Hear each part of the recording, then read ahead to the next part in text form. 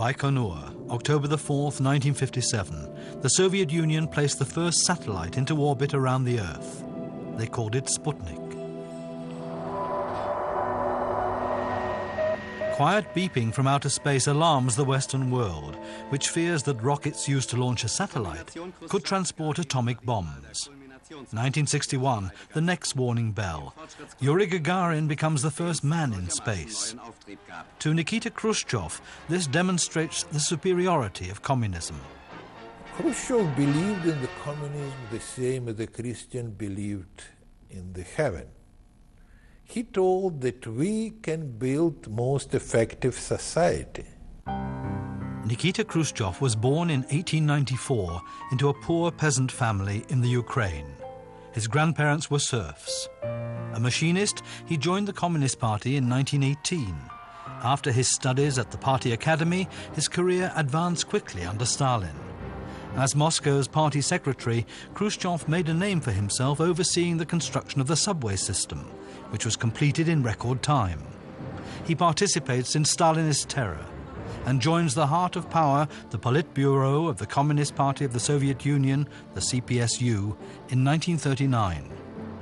As the party's political commissar with a general's rank, he played an important role in the battle for Stalingrad during the Second World War. When Stalin dies in March 1953, Khrushchev, who is a member of all party organs, wins the battle to become his successor. Khrushchev was not so Russian type of the person. If you want to be the leader like Mao or Stalin, you mustn't talk. You have to appear once a year, say something that nobody would understand, and then everybody will discuss what you really had in mind, because you're much wiser than others.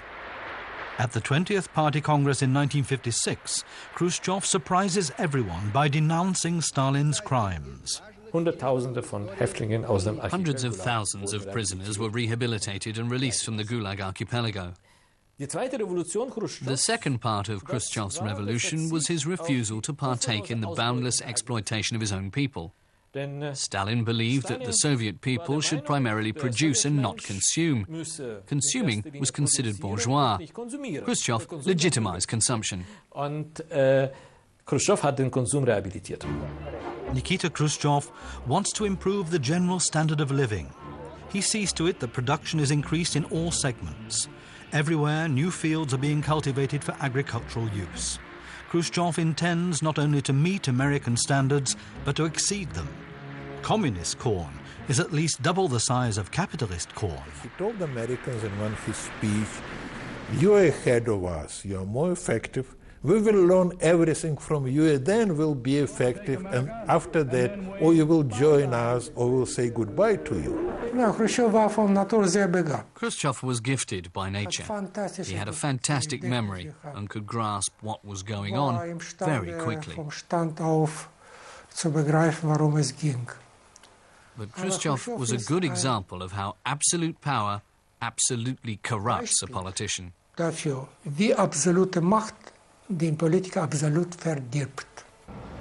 Vienna, June 1961. The world's two most powerful men make a glamorous appearance. The young, newly elected American President John F. Kennedy and Nikita Khrushchev, the Soviet party and governmental chief, meet for the first time. Demoralized by the failed Cuban Bay of Pigs invasion, Kennedy's attitude is reserved. Khrushchev takes the offensive and repeats his demand that the Western Allies retreat from Berlin. Only 2 months after the summit meeting in Vienna, construction of the Berlin Wall begins on August the 13th, 1961. The gap in the Iron Curtain that allowed people in their thousands to escape to the West every day is closed off. The building of the Berlin Wall, of course, it was defeat for the system. Because the wall, they show that you cannot protect yourself. They show that you are not attractive to the people. The elite had simply already left by 1961. If they hadn't closed off that escape route, everyone else would have left as well, which would have been intolerable because they still believed in building such a socialist state. That's why they built the wall. It can't be justified, but it did fit into the logic of that particular communist experiment. The West didn't attack. Khrushchev continues on his confrontation course. He supports a number of liberation movements and presents himself as leader of the Third World. Khrushchev uses the UN as a political forum.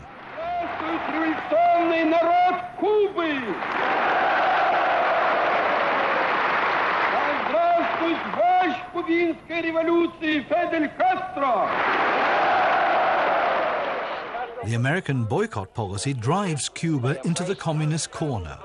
Khrushchev is good friend, good Cuban friend.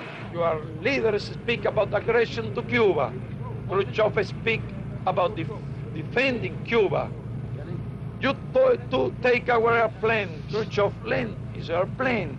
Khrushchev is friend. So Khrushchev wanted to be respected as equal. And he pressed all American presidents, President Eisenhower, President Kennedy. It was one of the reasons of the Cuban Missile Crisis. I want to be equal. And Americans didn't want to do it voluntarily, so they just did it under the pressure from the Khrushchev. In October 1962, American spy planes photograph missile sites in Cuba. Kennedy imposes a naval blockade. The crisis escalates. Both sides prepare for nuclear war. The world is on the verge of annihilation. At the last minute, Kennedy and Khrushchev succeed in reaching a secret agreement. Soviet ships carrying missiles reverse course. In return, America agrees to remove their nuclear missiles from the Soviet-Turkish border within 6 months.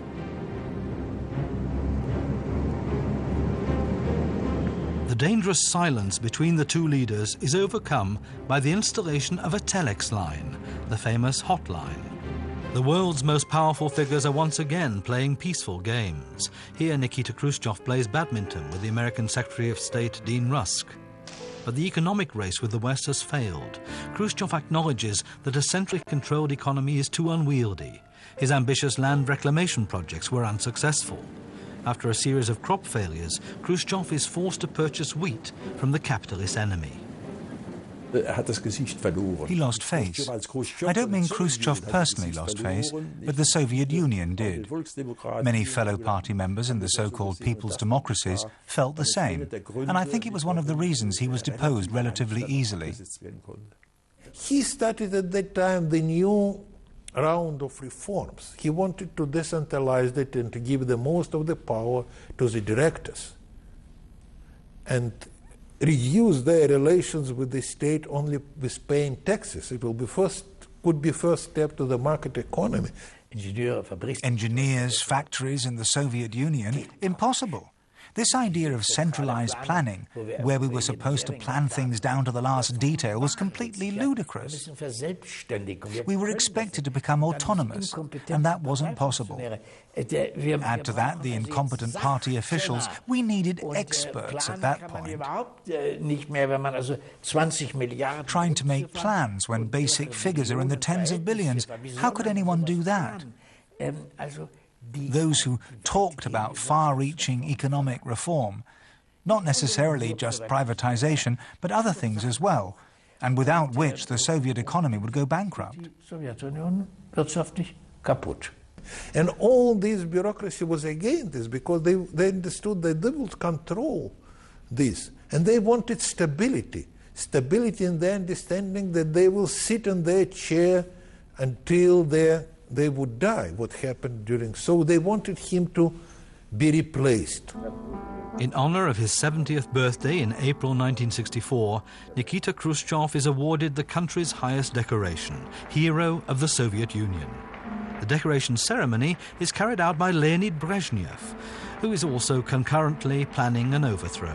Only 6 months later, in October 1964, the time had come. Khrushchev is ousted from power. He was driven out of office by the old Stalinists, or neo-Stalinists, the bureaucrats and the privileged, because he wanted to go too far. The Soviet Union was a class society and not interested in sacrificing its privileges.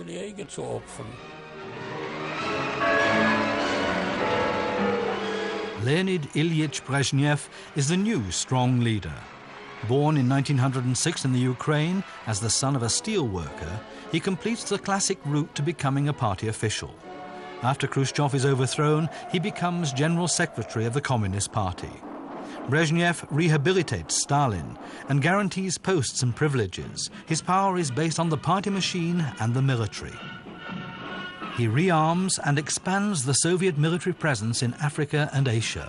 In Vietnam, Brezhnev supports the communist Viet Cong against the invasion by American troops. The war in Vietnam, the American carpet bombing and the high loss of Vietnamese civilians lead to protest worldwide.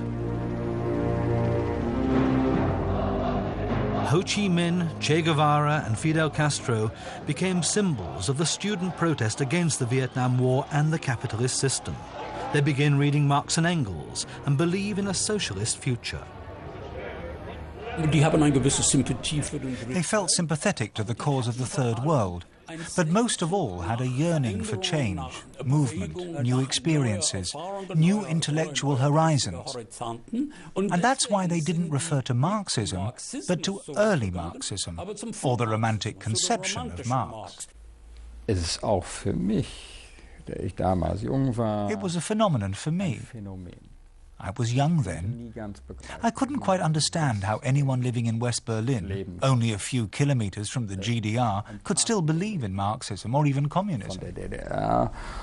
Und noch gläubiger Marxist sein, ja, oder gar gläubiger Kommunist.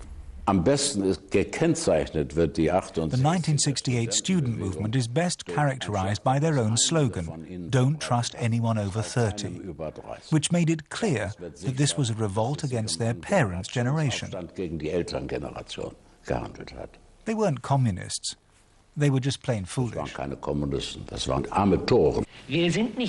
We are not hopeless pawns of history incapable of taking destiny into our own hands. We can shape the world in a way that they've never seen before. A world that doesn't know what war is, that abolishes hunger and abolishes it around the globe. This is our historic chance, and we should just drop out. I'm not a career politician, but we're people who don't want the world to go this way, and that's what our struggle is about. We were living in a society that was totally ossified, with all the important organizations entrenched in this rigid post-war society. And by that I mean that all the parties were cosily established, and the academic youth in Warsaw, or in Berlin or Frankfurt, didn't want to conform to that. We wanted change. Of course, we had no idea that the changes would take 30 years, and that would take place on the capitalist side, but on the post-Stalinist side. In the end, a lot of what we called for back then has come true, but it didn't happen in the West, it happened in the East. In Czechoslovakia, too, people dream of a freer and more just society. The Prague Spring becomes a symbol of socialism with a human face. Alexander Dubček's democratic reforms are greeted with enthusiasm by the Czechoslovakians. In July 1968, Leonid Brezhnev comes to Bratislava for a Warsaw Pact meeting and demands that the Czechoslovakian comrades return to the Soviet path of socialism. Die sowjetische Führung hat den Versuch. The Soviet leadership rigorously fought any attempt of the satellite states, that's how they were called back then, to disassociate from the bloc or tolerate anything which could jeopardize communism as a pure doctrine. Rigoros bekämpft. The Brezhnev, who was against any reforms, and he was scared that if something changed, it will affect the Soviet Union, he tried to freeze the things. August the 21st, 1968, Warsaw Pact troops march into Prague. The Czechoslovakian government condemns the invasion as a violation of international law, but nevertheless tells the army and the people not to resist. But the people stand up to the tanks. The Prague Spring is ended in violence. In retrospect, the Soviet Union justifies its actions with the Brezhnev Doctrine, the common duty of all Warsaw Pact members to defend socialism. After the Soviet occupation of Czechoslovakia in 1968, I wrote actually publicly that this is the beginning of the end of the Soviet system, because it meant that it was now a system based entirely on military force and bureaucratic suppression. One should never forget, although many do today, that the Soviet Union had a huge arsenal of nuclear weapons. This means that criticism of the West's failure to intervene in such terrible crimes can only be countered by the conviction that it would have led to world war and the death of millions of people. There was a danger, and we all lived with an awareness of that danger. And it was terribly important to maintain a posture, a military posture, which would not give the Soviet leaders even the remotest degree of confidence that they could win a nuclear war. Both superpowers have the nuclear arms capacity to destroy the world several times over. Neither country can attack the other without risking its own downfall. This overabundance of arms is called the balance of terror and is supposed to guarantee peace during the Cold War.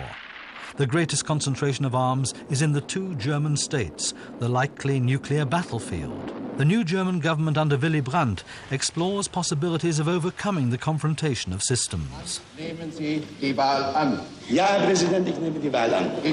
Der Kommunismus ruht auf zwei Pfeilen. Communism is based on two pillars.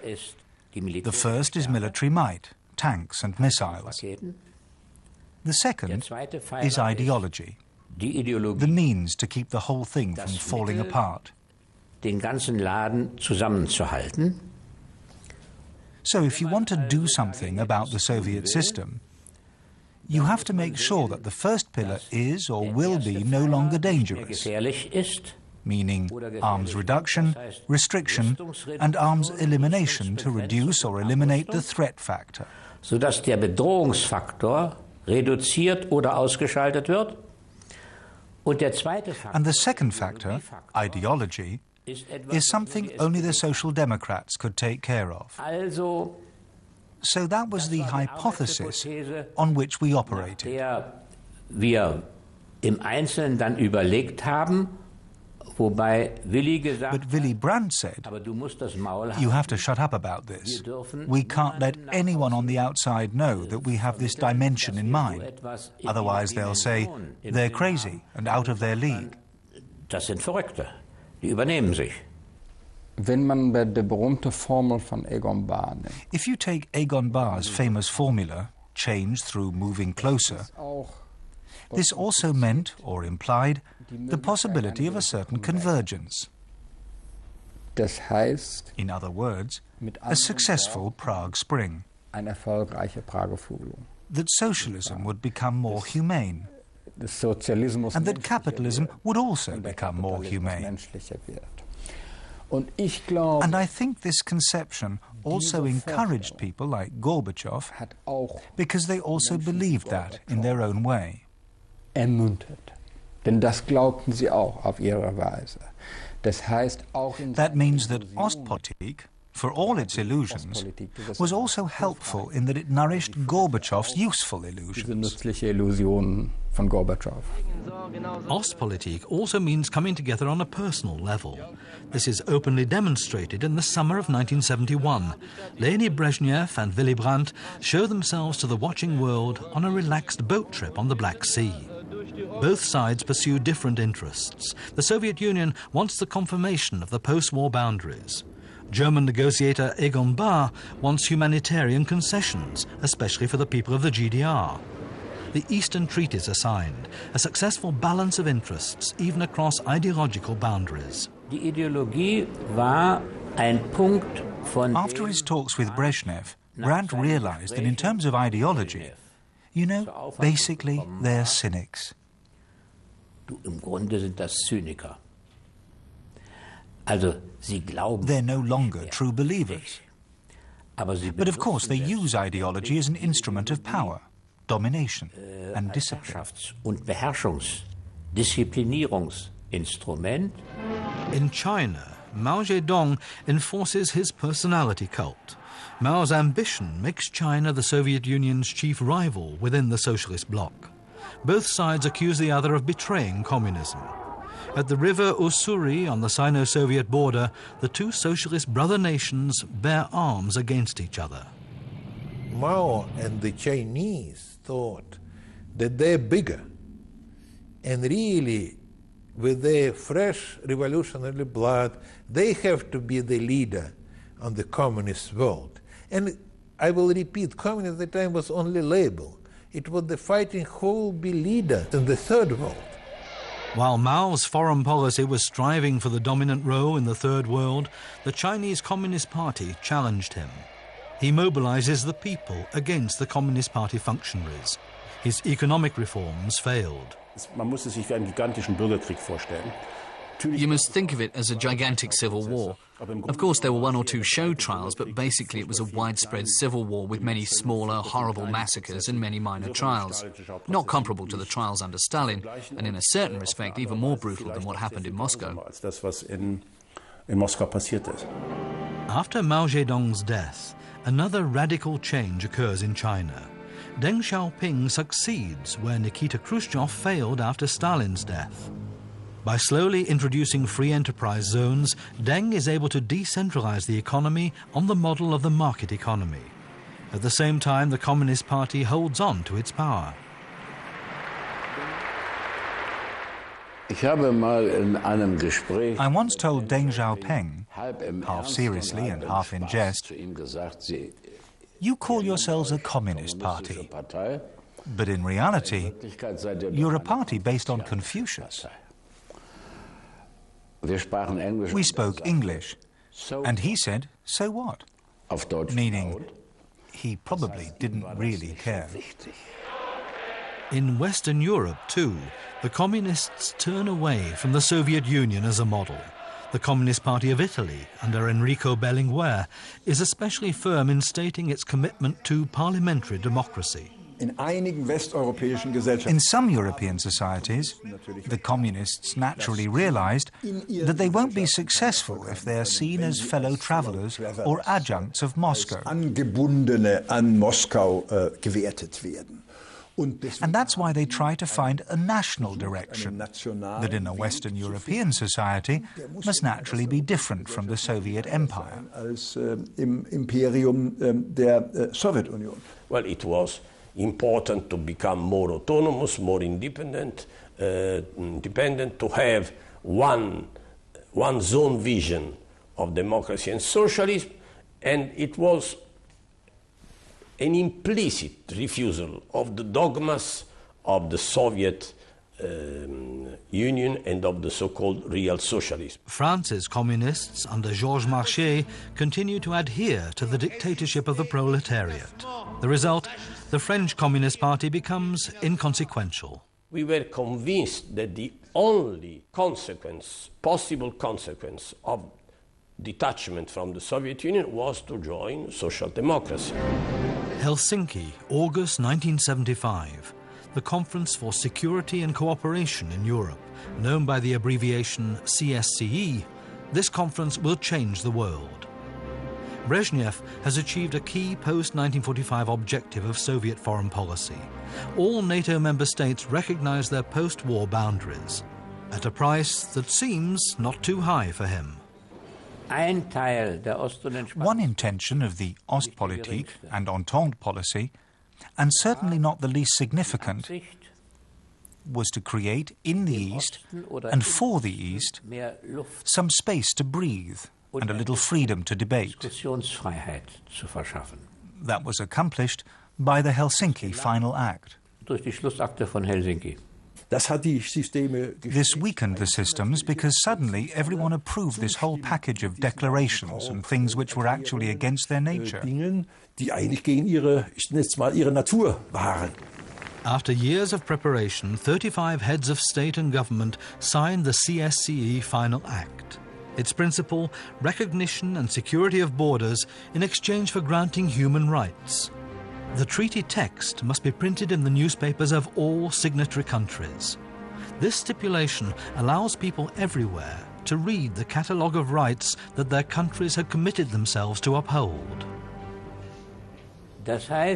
This meant that the people could refer to these documents after they'd been printed in all the newspapers. All the dissident and civil rights movements are based on or really took off after Helsinki 1975. Zu den Dissidenten würde ich erstmal sagen, dass sie in den 70ern. Regarding the dissidents, I would first of all say that the analysis they made in the 1970s was accurate, which assumed that communism cannot be reformed from above, but can only be destroyed from below, destroyed through peaceful evolution.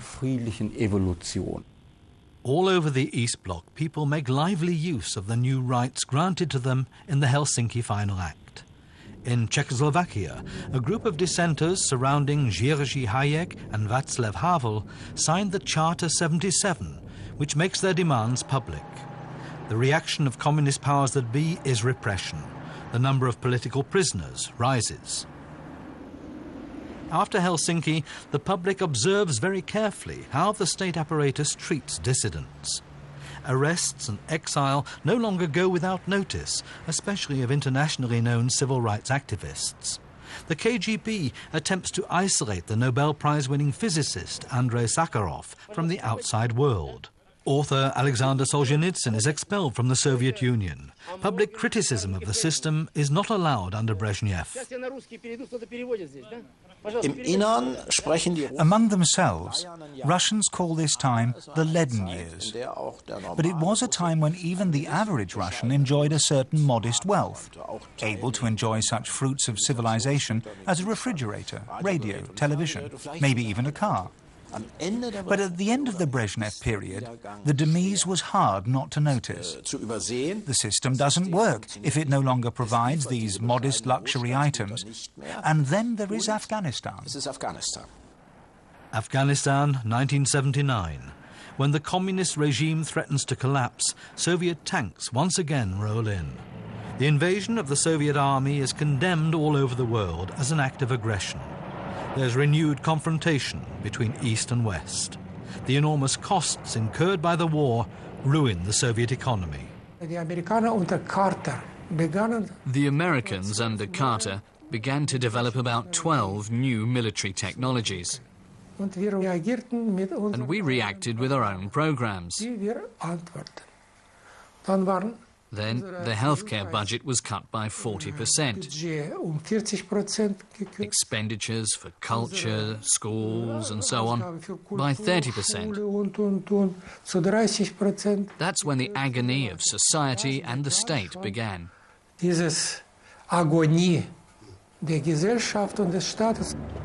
Standing in line becomes a full-time occupation. Even the most basic supplies are a problem. Empty shelves everywhere. The economy of scarcity paralyzes the entire Eastern Bloc. While the computer sets off the third industrial revolution in the West, the Soviet leadership tries to cut the country off from any external influence. They complained back then, saying that in the West, any 15-year-old could play with a computer, while they had a few specialists who, after many exams, would maybe come into contact with the machines when they are 20 or 25. The natural integration of the computer into daily life, not to mention the military, as in the West, didn't exist with them, and also couldn't exist because it demanded a spirit of freedom. A modern society, and Russian society was eventually a modern society, does not let itself be dictated to all the time. Reglementation and dictating were the essence of Brezhnevism. In the late 1970s, there is resistance in Poland against the government. Workers go on strike. The resistance had a lot to do with the strong position of the Catholic Church in Poland, and also with the distinctive feature that the Poles had a bishop who'd been elected Pope. In 1979, Pope John Paul II visits his home country. Everywhere he goes, he's greeted by enthusiastic crowds.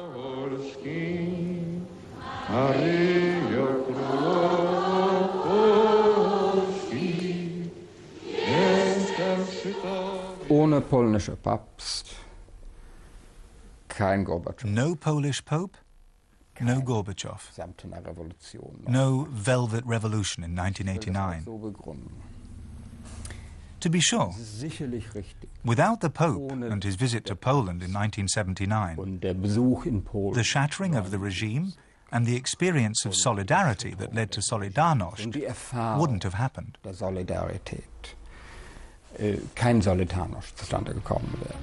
The Pope's visit inspires a new opposition movement. The workers of the Lenin docks in Gdańsk initiate independent unions which join together as Solidarność under the leadership of Lech Wałęsa. The individual voices of dissident groups claiming the rights granted by Helsinki become a mass movement struggling for self-determination. Ohne Solidarność, kein Gorbatschow. Without Solidarność, no Gorbachev. Since the premise of Gorbachev's European policy was, it can't go on like this in Eastern Europe. We have to change something fundamentally in Eastern Europe. Mikhail Gorbachev becomes a member of the Politburo of the Communist Party of the Soviet Union. He is not yet 50. 1982, the parade commemorating the 65th anniversary of the revolution. Gorbachev is by far the youngest among the otherwise grey functionaries. Marked by age and grave illness, head of state and general secretary of the CPSU, Leonid Brezhnev, who dies shortly afterwards. Within the next 3 years, his two successors also die, Yuri Andropov and Konstantin Chernenko. The election of 54-year-old Mikhail Gorbachev as General Secretary seems liberating. Gorbachev, the son of a harvest vehicle driver, studied law in Moscow. On his way to the May Day parade with his family, Mikhail Gorbachev is now the most powerful man in the Soviet Union. People put their hopes in him. Bei meinem ersten Gespräch mit Gorbachev kam In my first talk with Gorbachev, he brought up the point, the idea of communism must be freed of the old baggage that is Stalin's legacy, freed of the crimes committed in the structures that Stalin had set up. Then Lenin's old ideas would once again seem highly attractive. There's no doubt that Gorbachev wanted to revive ideal communism the way that Lenin had originally planned it, and Gorbachev thought he was able to. Gorbachev war doch innerlich ein Mann. Deep inside Gorbachev was a man of the Prague Spring. He believed in socialism with a human face. He believed that communism could be reformed. And without this illusion, he would surely have not gone as far as he did. The hounding of dissidents was over. Send 2 electricians to Sakharov on December the 15th, 1987. They'll install a telephone and say, tomorrow you'll receive a call. Yes, and then he does receive a call. And it's Gorbachev saying, I want to apologize for the previous leadership, and you can return to Moscow tomorrow. Through Sakharov's release and that of other political prisoners, Gorbachev scores points with many at home and abroad. Camps for political prisoners are closed. A few, like Perm 36, become memorials. The style of politics also changes. Gorbachev seeks direct contact with the people. On the streets, he campaigns for his policies. I believe that no system transformation in the whole history of mankind is comparable to that of the Soviet Union. With its 240 million inhabitants back then, it was one of the biggest countries in the world. In the mid-1980s, Gorbachev was faced by the challenge of changing both the economic and political systems. The challenge of introducing free elections. February 1986, the 27th Party Congress of the Communist Party of the Soviet Union. Gorbachev makes a spectacular appearance. Glasnost and perestroika are his slogans, transparency and change. The party delegates are enthralled. A feeling of optimism is in the air.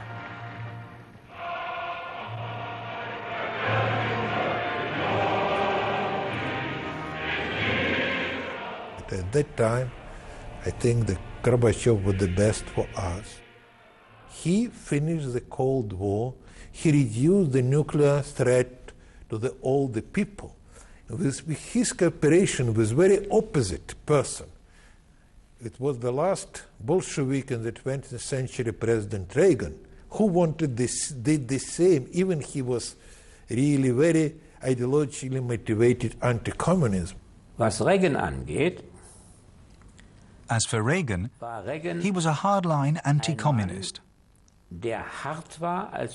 Hard, of course, in that he thought, we've not only the responsibility, but also the opportunity to force the Soviet Union into a corner and into an arms race, so that it starts to squeak. Die Sowjetunion so in die Ecke drängen und in die Ecke rüsten, dass sie anfängt zu quietschen.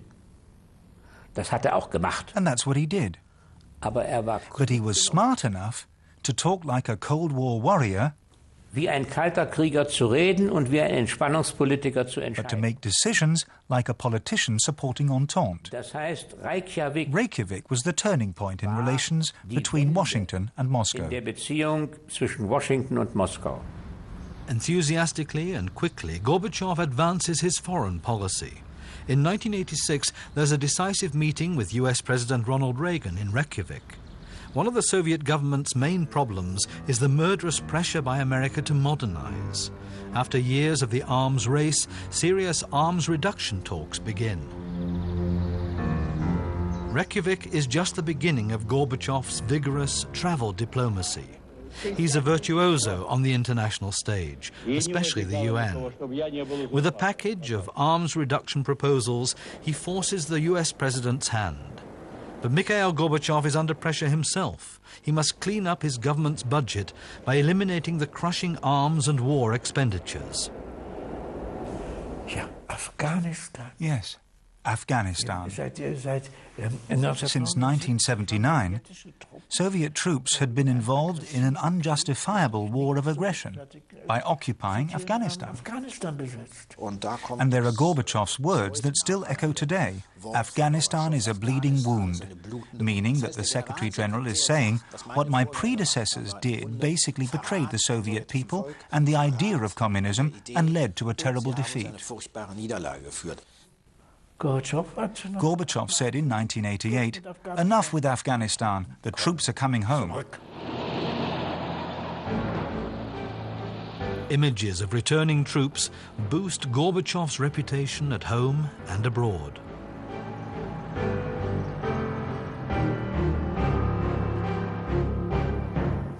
Innenpolitisch hat versagt. He failed in terms of domestic policy. Hat versagen müssen, denke ich. He had to. Because there's no textbook on how to turn an unwieldy state-run economy into a social market economy. Aus einer gelenkten Staatswirtschaft eine soziale Marktwirtschaft macht. Soon we realized that the man had no system, no program. His thesis was, attack first and look around later. And then he said, that's what Lenin once said. A minor mix-up. Lenin didn't say that. Napoleon did. In the late 1980s, Gorbachev invited me for talks. I told him that he had to be careful with his monetary policy and with increasing the volume of money. I quoted to him the figures on the Soviet money volume for 1 year and the following year. And he said, "Oh, Comrade Schmidt, we never really kept track of that in Moscow," which was pure nonsense. I suddenly realized that he was simply incapable of understanding certain problems. I think his intentions were very good, but he wasn't a real strong, firm reformer, let's say like Deng Xiaoping. How he abolished the command economy without a worry and ruined our economy once and for all. How he sold our gold reserves, and at the end of his administration, we were practically out of gold reserves and so on. The man in the Kremlin is increasingly under fire. People are protesting in the streets. Some demand even faster implementation of reforms. Others the return to the old order. Miners strike for unpaid wages, but also for their democratic rights. For the Soviet Union, for Russia, the Gorbachev is a destructive person. He is a virtuoso, an actor. Everyone thought that he was very capable of adapting. He could play both comedy and tragedy. I cannot say when Gorbachev came to the conclusion that Lenin also had to be abolished.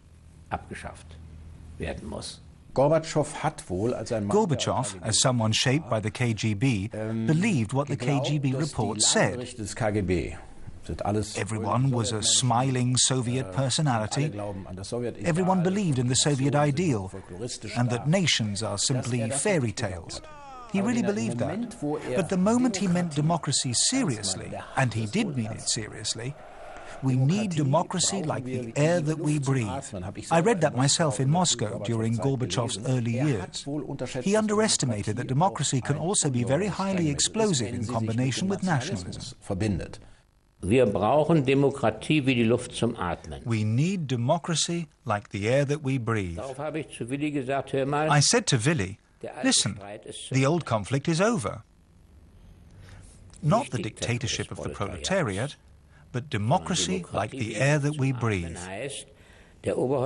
Meaning the leader of the communists accepts the basic understanding of social democracy.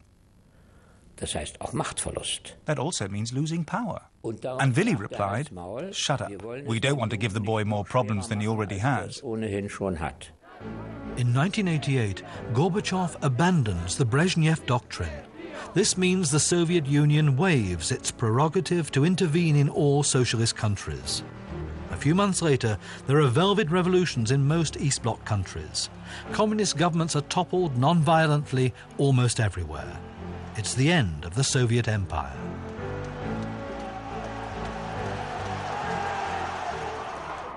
On October the 7th, 1989, the GDR celebrates the 40th anniversary of its founding. Guest of honor, Soviet Party head Mikhail Gorbachev. The GDR leadership clings to old rituals.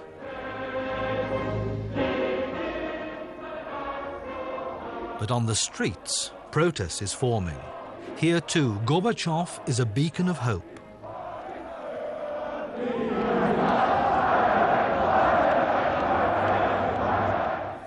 Ich kann nicht behaupten, I can't say that I felt any different from the rest of the country or the rest of the world. On that famous afternoon of November the 9th, 1989, I went home because there was nothing going on in the German parliament, a boring agenda. And I was surprised when I turned on the television and saw people dancing on the wall. And then the phone rang. It was Willi calling from the parliament, asking, "Do you know what's going on?" Yes. Surprised, aren't you? Yes. You'd never have thought it, huh? No.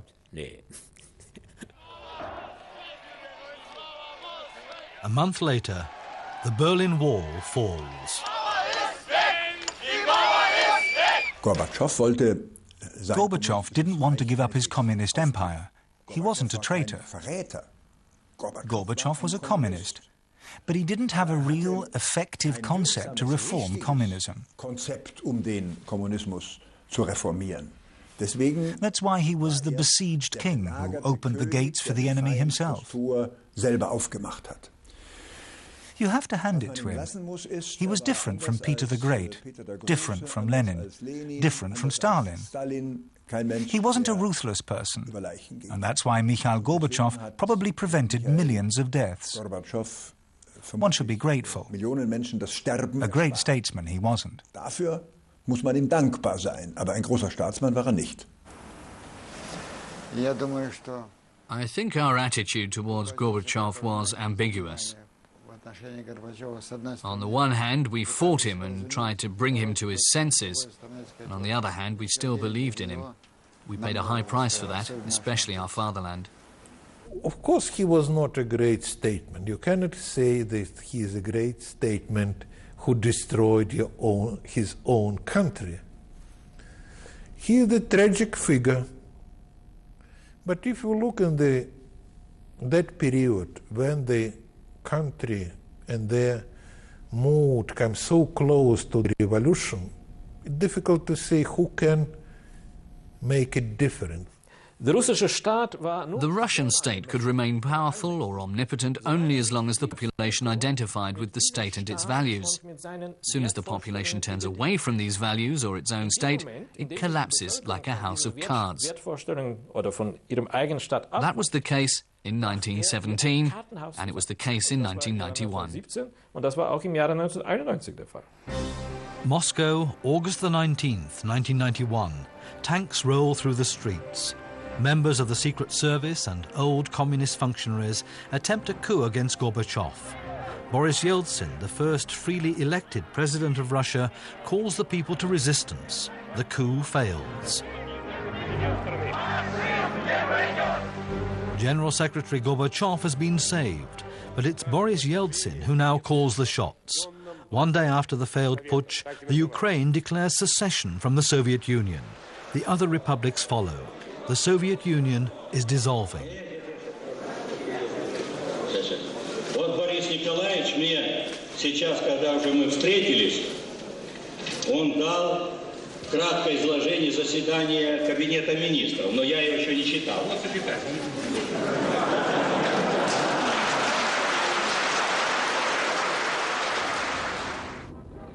On December the 25th, 1991, Gorbachev holds a television address to declare his resignation as the last communist leader of the Soviet Union. The great socialist experiment that began in 1917 with Lenin has failed. The red flag waving over the Kremlin is taken down. Has capitalism won for good, or does communism still have a future? The essential question is, A, can capitalism be reformed after its opponent has proven incapable of reform?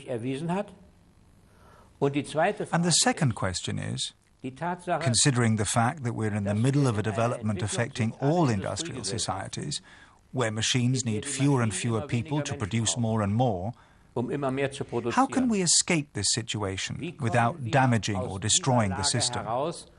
Ohne dass das System Schaden leidet oder zusammenbricht. The eternal victory of capitalism, I don't believe in that.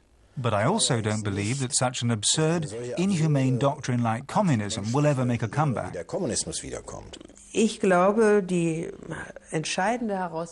I believe that the decisive next challenge will be to politically tame this incredibly dynamic economic system. The old form of communism won't return, but the idea that the British parliamentary system will migrate all over the world, for that, the socio-economic conflicts are much too brutal and much too tough. Communism is simply the vision, the idea, but also the goal that people do not have to be eternally subjected to the savage law of competition. The communist system, as it was introduced in stages to Russia in 1917, has discredited itself and has no future. The lessons of history were so tough, I think that nobody can insist on those positions, on those illusions. I don't see any future for communism as an ideology which can represent the basis for social and political significant movements, particularly in Europe.